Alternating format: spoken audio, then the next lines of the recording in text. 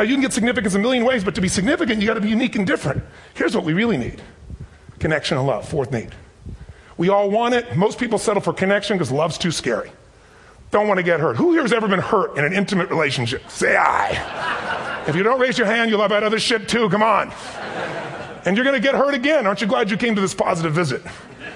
But here's what's true. We need it. We can do it through intimacy, through friendship, through prayer, through walking in nature. If nothing else works for you, get a dog. Don't get a cat, get a dog. Because if you leave for 2 minutes, it's like you've been gone for 6 months when you show back up again 5 minutes later, right?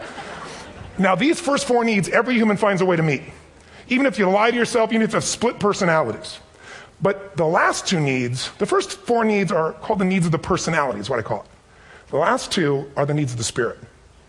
And this is where fulfillment comes. You won't get fulfillment from the first four. You'll figure a way, smoke, drink, do whatever, meet the first four. But the last two, number 5, you must grow. We all know the answer here. If you don't grow, you what? If a relationship's not growing, if a business is not growing, if you're not growing, it doesn't matter how much money you have, how many friends you have, how many people love you, you feel like hell. And the reason we grow, I believe, is so we have something to give of value. Because the sixth need is to contribute beyond ourselves. Because we all know, corny as it sounds, the secret to living is giving. We all know life's not about me, it's about we. This culture knows that. This room knows that. And it's exciting. When you see Nicholas up here talking about his $100 computer, the most passionate, exciting thing is here's a genius, but he's got a calling now. You can feel the difference in him. And it's beautiful. And that calling can touch other people. In my own life, my life was touched because when I was 11 years old, Thanksgiving, no money, no food, and we're not going to starve, but my father was totally messed up. My mom was letting him know how bad he messed up. And somebody came to the door and delivered food.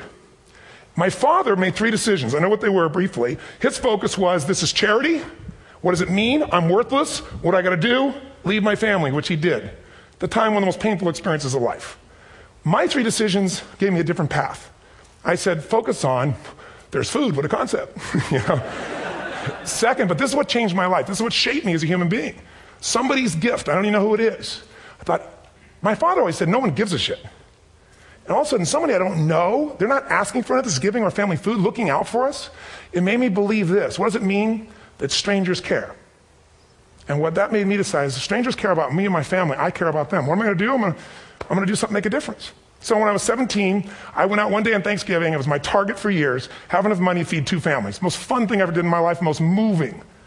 Then next year I did 4. And I didn't tell anybody what I was doing. Next year, 8. I wasn't doing it for brownie points, but after 8, I thought, shit, I could use some help. So sure enough, I went out, and what did I do? I got my friends involved, and I grew companies, and then I got 11 companies, and I built a foundation. Now, 18 years later, I'm proud to tell you, last year we fed 2 million people in 35 countries through our foundation, all during the holidays, Thanksgiving, Christmas, in all the different countries around the world. It's been fantastic. Thank you. So I don't tell you that to brag. I tell you because I'm proud of human beings because they get excited to contribute once they've had the chance to experience it and not talk about it. So finally, I'm about out of time, the target that shapes you, here's what's different about people. We have the same needs, but are you a certainty freak? Is that what you value most, or uncertainty? This man here couldn't be a certainty freak if he climbed through those caves. Are you driven by significance or love? We all need all 6, but whatever your lead system is tilts you in a different direction. And as you move in a direction, you have a destination or destiny. The second piece is the map. Think of that as the operating system tells you how to get there. And some people's map is, I'm going to save lives even if I die for other people. And they're a fireman. Somebody else says, I'm going to kill people to do it. They're trying to meet the same needs of significance, right? They want to honor God or honor their family, but they have a different map. And there are 7 different beliefs. I can't go through them because I'm done. The last piece is emotion. I say one of the parts of the map is like time. Some people's idea of a long time is 100 years. Somebody else says is 3 seconds, which is what I have. And the last one I've already mentioned that felt you. If you got a target and you got a map, and let's say, I can't use Google because I love maps, and they haven't made it good for Macs yet. So if you use MapQuest, how many have made this fatal mistake of using MapQuest at some time? You use this thing and you don't get there. Well, imagine if your beliefs guarantee you can never get to where you want to go. The last thing is emotion. Now, here's what I'll tell you about emotion. There are 6,000 emotions that we all have words for in the English language, which is just a linguistic representation, right? It changes by language. But if your dominant emotions, if I have more time, I have 20,000 people or 1,000, and I have them write down all the emotions that they experience in an average week. And I give them as long as they need. And on one side, they write empowering emotions, the other is disempowering. Guess how many emotions people experience? Less than 12. And half of those make them feel like shit. So they got 5 or 6 good frickin' feelings, right? It's like they feel happy, happy, excited, oh shit, frustrated, overwhelmed, depressed. How many of you know somebody who no matter what happens finds a way to get pissed off? How many know somebody like this? Or no matter what happens, they find a way to be happy or excited. How many know somebody like this? Come on. When 911 happened, and I'll finish with this, I was in Hawaii. I was with 2,000 people from 45 countries. We were translating 4 languages simultaneously for a program that I was conducting for a week. The night before was called Emotional Mastery. I got up, had no plan for this, and I said, we had all this fireworks, I do crazy shit, fun stuff. And then at the end I stopped, and I had this plan I was going to say, but I never do what I'm going to say. And all of a sudden I said, when do people really start to live? When they face death. And then I went through this whole thing about if you were going to get off this island, if 9 days from now you were going to die, who would you call, what would you say, what would you do? One woman, well that night is when 911 happened. One woman had come to the seminar, and when she came there, her previous boyfriend had been kidnapped and murdered. Her friend, or her new boyfriend, wanted to marry her, and she said no. He said, if you leave and go to that Hawaii thing, it's over with us. She said it's over. When I finished that night, she called him and left a message, true story, at the top of the World Trade Center where he worked, saying, honey, I love you. I just want you to know, I want to marry you. It was stupid of me. She was asleep, because it was 3 a.m. for us, when he called her back from the top and said, honey, I can't tell you what this means. He said, I don't know how to tell you this, but you give me the greatest gift, because I'm going to die.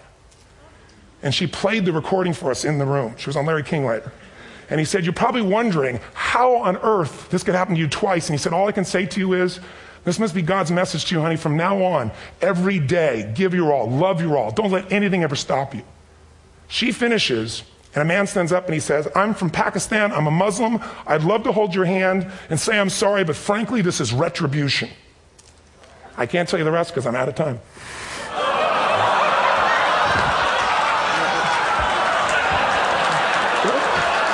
Are you sure? Finish the story. 10 seconds. 10 seconds. No, I want to be respectful. 10 seconds. All I can tell you is I brought this man on stage with a man from New York who worked in the World Trade Center, because I had about 200 New Yorkers there. More than 50 lost their entire companies, their friends, marking off their Palm Pilots. One financial trader, this woman made of steel, bawling. 30 friends crossing off that all died.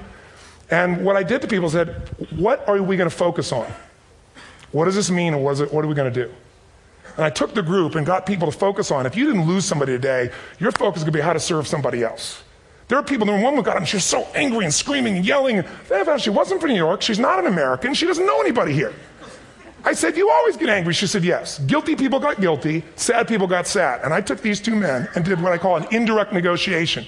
Jewish man with family in the occupied territory, some New York who would have died if he was at work that day. And this man who wanted to be a terrorist, and made it very clear. And the integration that happened is on a film, which I'll be happy to send you, so you can really see what actually happened instead of my verbalization of it. But the 2 of them not only came together and changed their beliefs and models of the world, but they've worked together to bring, for almost 4 years now, to various mosques and synagogues, the idea of how to create peace. And he wrote a book, which is called My Jihad, My Way of Peace. So transformation can happen. So my invitation to you is this. Explore your web, the web in here. The needs, the beliefs, the emotions that are controlling you, for 2 reasons. So there's more of you to give. Achieve too. We all want to do it, but I mean give, because that's what's going to fill you up. And secondly, so you can appreciate, not just understand, that's intellectual, that's mind, but appreciate what's driving other people. It's the only way our world's going to change. God bless you. Thank you. I hope this was served. Toни Роббинс.